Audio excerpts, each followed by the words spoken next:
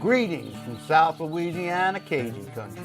You're listening to the Southern Wild Camp Show podcast, powered by Campterra. I'm your host, Scott Owens, GIS analyst, forester, and woodsman. This podcast is dedicated to Deep South wild camping with some Cajun flair. So come on in, take a load off, stay a while.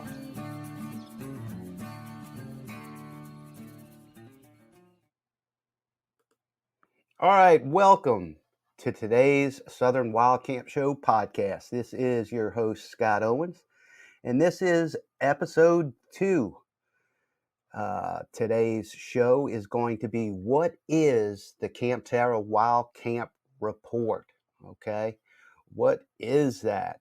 Now, please bear in mind, too, that we're just getting started in podcasting, so we're going to make some bumps and issues and mistakes here and there, but promise you we will get better. Just hang in there. Also, please remember that the Southern Wild Camp Show podcast for its first season is serialized, meaning that all the shows are going to follow in order. Okay, so if there's something you hear in this show or the beginning of each new show, go ahead and check out each previous show, which might answer any questions you might have. Okay, so the Campterra Wild Camp Services Report. What is it? Why? In the previous show, we went over why have such a wild camp report. I advise you, if you'd like to know more about that, go ahead and listen to that previous show. But we believe that wild camping here in the South, there is a disconnect with folks that are wanting to try wild camping or just starting wild camping, or maybe have always just primitively camped at a designated campground and want to get out into the woods, into our national forests, which are free to recreate, and how to get started. Oh, okay. So the Wild Camp Report in the nutshell is a 30-page, 10-section detailed PDF report that includes multiple bits of information, including weather, cell service, coverage of the area you're going to be wild camping, driving directions, where to park, your actual wild camp area of interest, which we give you waypoints to, those water sources that are going to be near there, various contact information, gear recommendations, checklists, first aid info. We even have some information on compass and pacing, rules and regs for the national forest, and much more. Okay. So, these wild camp reports, they give the wild camper a much more detailed and accurate place to start from when and how to choose or locate a place to actually wild camp. And for newbies, especially here in the South, where wild camping is not regularly marketed by our free public lands, it's extremely hard to just go out in the woods and just choose or find a wild camp site. If you think about it, if you were brand new to wild camping, how would you go find an adequate site if you were just starting out? Perhaps you may jump on Google Maps, or you might have a topo map, or even if you have something like a application like All Trails, Onyx Backcountry. These are all good tools to getting you started somewhat. But if you're just starting out, you may have all your gear together. You're riding the back roads, of a national forest, and basically you're just eyeing up the woods on either side of your vehicle while you're driving past. this is a bit convoluted to say the least, and you're basically relying on luck to find an adequate place to wild camp. I mean, does that wild camp have water source? Is it flat? Is it open? Is the underbrush thick? These are all things that you need to plan out or try to plan out, right? So the wild camp report is all of those aspects that I just mentioned. Plus, it takes a lot of the guesswork out and gives you an adequate, aesthetically pleasing site that's safe and lawful. Okay. So the wild camp report, it also solves two main issues. Number one, it acts as a guide to locate a wild camp areas of interest and sites. And then number two, it is a dedicated and concise safety plan. It's already made up, it's drawn out, and it's a PDF file. You can print this out for yourself, for your family, your friends, your support group, and they will have something that they feel much more um, uh, satisfied with should you not make it back home from that wild camp. So it serves those two purposes, okay? So we're going to get into the meat of these wild camp reports.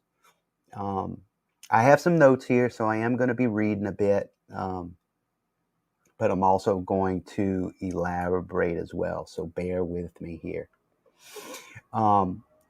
We utilize wild camp site suitability criteria, which are based on real-world forestry and geospatial industry practices, principles, and techniques to locate these wild campsites and areas of interest for you to go out in the field and try.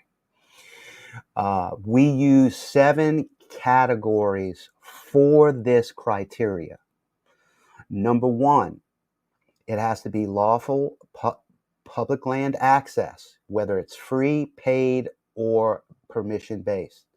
Number 2, it has to be contiguous or uninterrupted wilderness or forest land areas.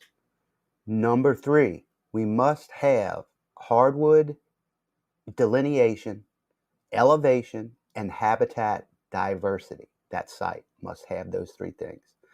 Number 4, it must contain water sources, whether it's a stream, creek, pond, lake. Number 5, the site has adequate road and trail access systems to it. And then number 7 is weighted very heavily with learning mapping and land navigation, boots on the ground. So with that said, having these 7 criteria that are based off of forestry and geospatial industry practices, principles, and techniques. Let's go over some of the forestry principles that we use for wild camp suitability. Also, at this stage, I just want to remind y'all too, I am a forester. I've worked doing forestry work for the Louisiana Department of Agriculture and Forestry for 2.5, almost 3 years, right out of forestry school at LSU. I've learned a great deal.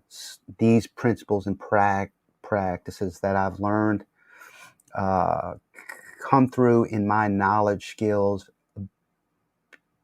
abilities, and experience of my time afield doing forestry work. And then also I have 20 plus years of geospatial experience, okay, as a GIS analyst doing mapping and cartography work. So I've put all these criteria into a blender, right? And I've come up with these things to actually help me in my outdoor recreation, whether it's been hunting over the years, hiking, backpacking, things of those natures. So the forestry principles and criteria that we use. We base that off of forestry, silviculture practices. So, what is silviculture? It is the art and science of controlling the establishment, growth, the composition, health, and quality of forests and woodlands to meet the diverse needs and values of our society, such as wildlife habitat, managing for timber, water resources, restoration, and the big one that we're talking about here is outdoor recreation. Okay. And it's accomplished by applying different types of silvicultural treatments, such as thinning, harvesting, planting, pruning, and prescribed burning of the forest and its site preparation. So I use these criteria in locating these sites. Okay. Number two, within the forestry principle criteria, is land and site features. Okay. So relief. What is relief? It's nothing more than elevation. Examples: mountains, valleys, slopes, depressions are defined by contours. It can also be hydro-based, which means lakes, rivers, streams, swamps, rapids, falls.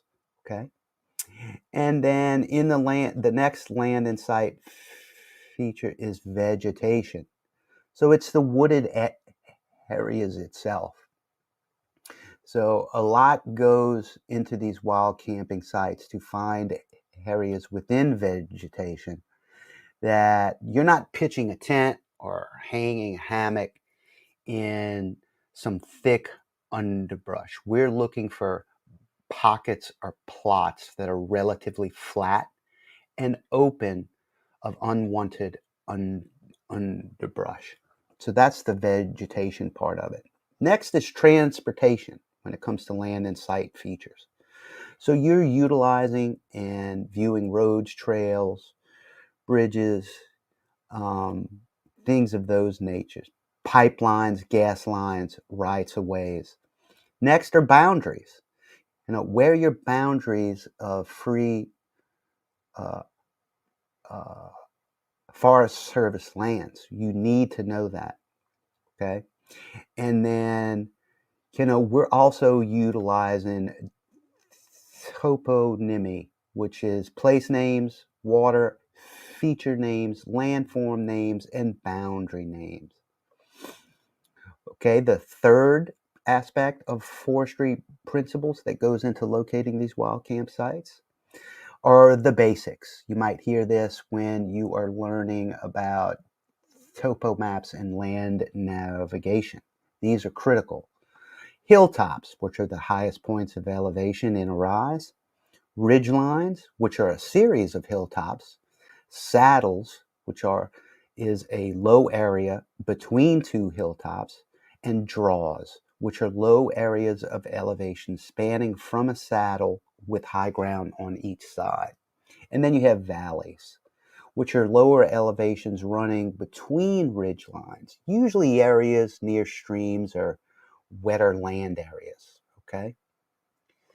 So those are the forestry principles that we use in locating wild campsites. Let's move on to the geospatial or GIS principles that we use to locate wild camp suitability.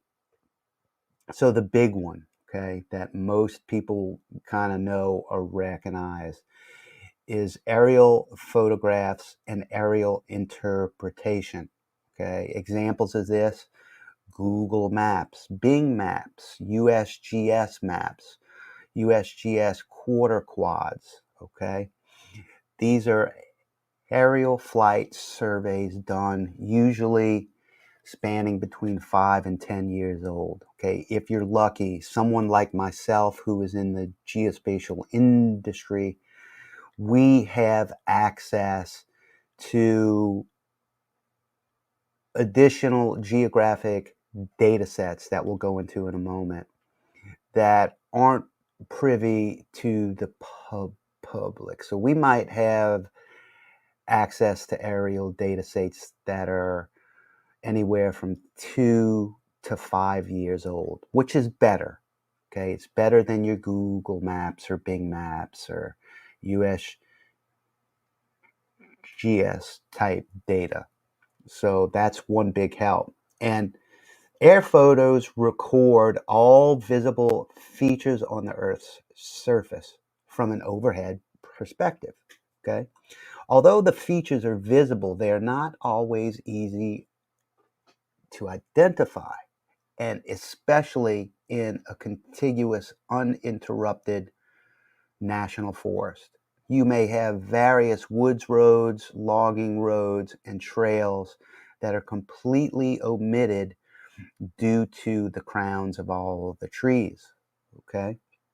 So, this process of studying and gathering the information required to identify the various cultural and natural features, this is called aerial photo interpretation. Aerial photo interpretation helps identify shapes that are on the ground.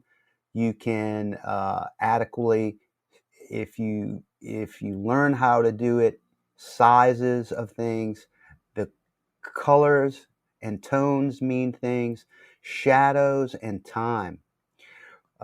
Just for example, shadows of trees can tell us the average heights of trees, giving us a good idea whether or not these stands of trees are mature and open, or if they're immature and thick.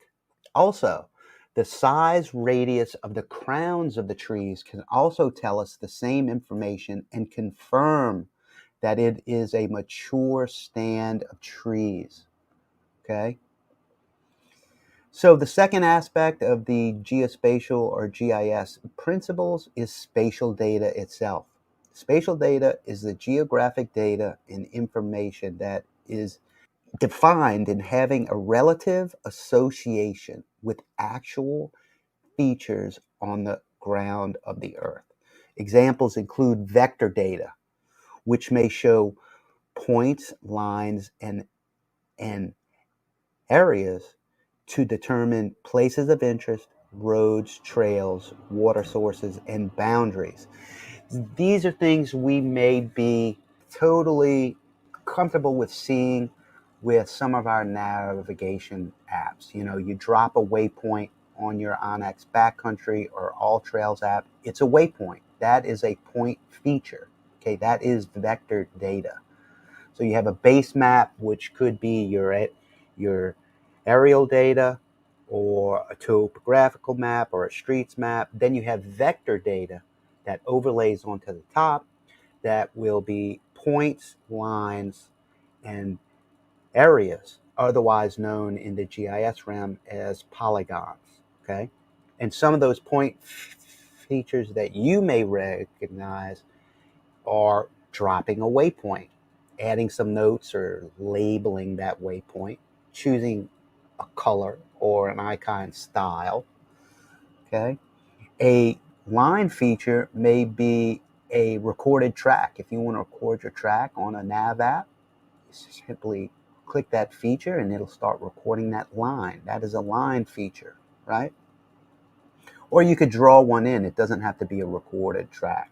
Many of these nav apps will have that. And then an area feature or polygon could be your boundaries of the national forest, the wilderness area, wildlife management areas, school board lands, private property boundaries within. So these are features and examples of area. Okay. So with that said, the third geospatial or GIS principle that we're going to talk about is tabular data. And this is the most important this is like the secret sauce that Campterra utilizes. This is something that's not always readily available in vector data sets that are available to the public. This tabular data think about it like this. It is data that has been inputted to the geographic spatial data feature on a map. It has more context and is in association or complements that graphic feature.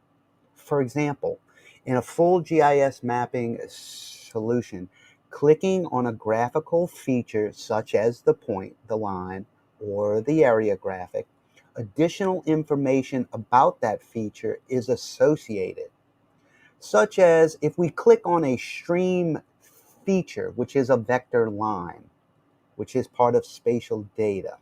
If we click on that, right, it will, the tabular data that has been inputted after the fact may give you examples of that would be the tabular data will have, what is the width of that stream? Is it fresh or salt water stream?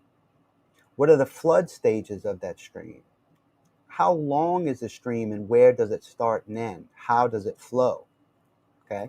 This is an example of tabular data that is associated with spatial data to give you more information about that feature. Okay. With all that said, we use the 7 criteria based off the forestry and geospatial principles and practices that we just came up with. We put it in a blender, right? And with time and experience studying of this over time, we are able to put this towards site suitability of actual wild camp sites. And this greatly increases our ability to predict and locate these wild camp sites using those criteria. It increases your odds. And we've found, although this is something that I've done for years and years and years, the past 5 to 6 months I'm actually going out and testing this. So I study a site, I study a potential site. I predict it while I'm e-scouting using all the principles, criteria that I just mentioned.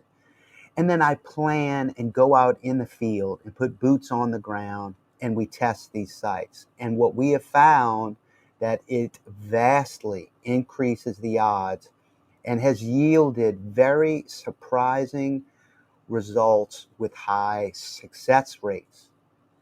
And we are continuing right now to test these criteria. This coming weekend, I actually have about 3 or 4 new wild camp sites that I'm going to be going out and testing to see if these are adequate sites. And this all gives the outdoor recreation much more confidence and peace of mind when planning and heading out into the southern backwoods here.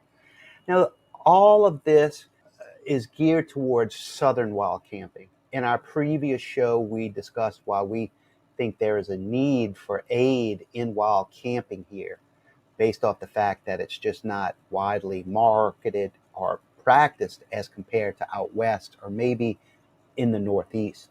With that said, let's go ahead and move forward.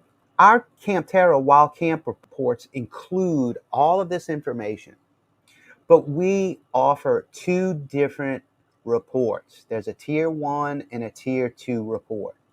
So the Tier 1 report, and we stated this earlier, but it includes a 30-page, 10-section, detailed PDF report with weather, cell service coverage, driving directions, parking, your wild camp area of interest, lat-long waypoints, water sources, contacts for the area, such as where's the nearest gas station, where's the nearest grocery, where's the nearest campground, where's the nearest mechanic, all this sorts of information, plus checklists, first aid info, compass and pacing info, rules and regs, and much more. Okay. The Tier 2 report is everything in the Tier 1 report that we just mentioned, but these are our personal wild campsites. So these are sites that we ourselves have been to. They are in the field, proven wild campsites. We have vetted those sites. We've been there. They're safe wild campsites, aesthetically pleasing, with everything you need to be comfortable and confident about staying at a wild campsite, whether you're alone or with friends. Okay, so that's the difference between the tier one and the tier two reports. Think of the tier one reports as being highly accurate for an area of interest to wild camp, and the tier two report as a precise, exact site to wild camp that's been vetted and visited before it's confirmed. Both are highly successful reports that greatly increase the odds of your choice of wild camping locations. The only downside or con of these wild camp reports is that despite all the criteria and the experience and work that I've put into the creation of these reports, it doesn't allow for automatically knowing what the actual site looks like on the ground today, presently. And that's for the tier one reports. The tier two reports are confirmed and precise, as I said before. There's just no way of knowing. It is not an exact science yet. Using all those criteria, way better than average chances that it's going to be great spot.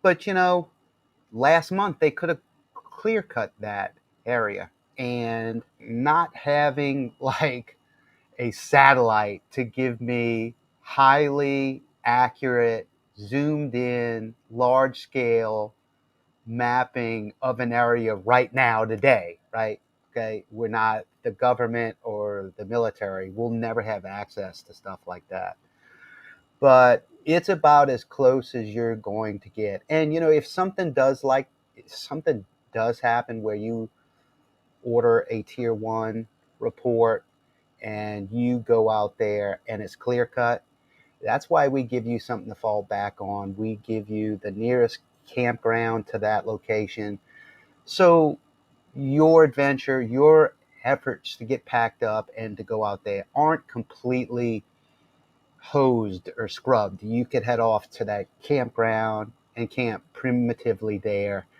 and just test your skills there. So yes, they do cost money. There's no problem with me saying this. It takes a lot of time to put this together, to organize it. The tier one reports are $15. The tier two reports are $25. They are currently ready for ordering right now at the campterra.us website. Okay. And, before you flinch at the idea of charging for a report and these prices and such for this information, I'm also willing to send you a non-usable sample that just gives you a preview of what you're going to get. It's not an actual wild campsite location. It's just you will get an idea of just what you're going to get with the report. And then after you review that, just ask yourself, what would it take for you to gather, organize, and construct such a report? As well as, how long would it take you to do that? Also, having the experience and knowledge, the skills that we've put forth into this report, 20 plus years of geospatial knowledge, years of experience actually being a forester, cruising timber, finding plot centers to measure trees, out there hunting, you are getting a report that is a massive peace of mind. It is your guide to finding that perfect wild campsite. It is a safety plan for friends and loved ones to let them know where you're going to be. And you will have this site for the rest of your life, right? I mean, it's kind of like your honey hole. I know you don't have to share it with anybody. You can share it with friends if you want, but you'll always have this spot to go to. It pays for itself. And really and truly, all these funds that I raised are going directly back into the refinement and the evolution of the Wild Camp reports. I want to get them as perfect as I can. Okay. Also, some of the funds are going towards the La Miss Wild Camp Alliance Club to further the growth into becoming a full nonprofit organization, similar to like the Louisiana Hiking Club. We want to bring awareness that wild camping should be on the same level or tier as hiking, backpacking, hunting, fishing, regular car camping. If you'd like to read a little bit more about the La Miss Wild Camp Alliance Club, go to the website at campterra.us. You'll see the La Miss Wild Camp Alliance tab at the top. You can read our mission there and our goals. Okay, it's primarily for folks in Louisiana and Mississippi. Right now, we want to start small, right? Start small and then expand out. And that's basically it for this show. I just wanted to get that out there and clear that up. Feel free to visit campterra.us if you'd like to learn more about these wild camp reports. If you'd like to get out there, we can help you get outside and wild camp. Also, if you are in the local area states of Louisiana and Mississippi, I have created the Wild Camp Alliance Facebook group. We're kind of starting small. It's primarily for folks and newbies to wild camping who want to get started in Louisiana and Mississippi. One other thing I'd like to say before we go is that I have several beta testers out there that we are creating wild camp service reports for and having them go out all alone with the report and test it for us. So they'll come back, they'll tell us the pros, the cons of the report, and that will help us evolve and refine the report into something better.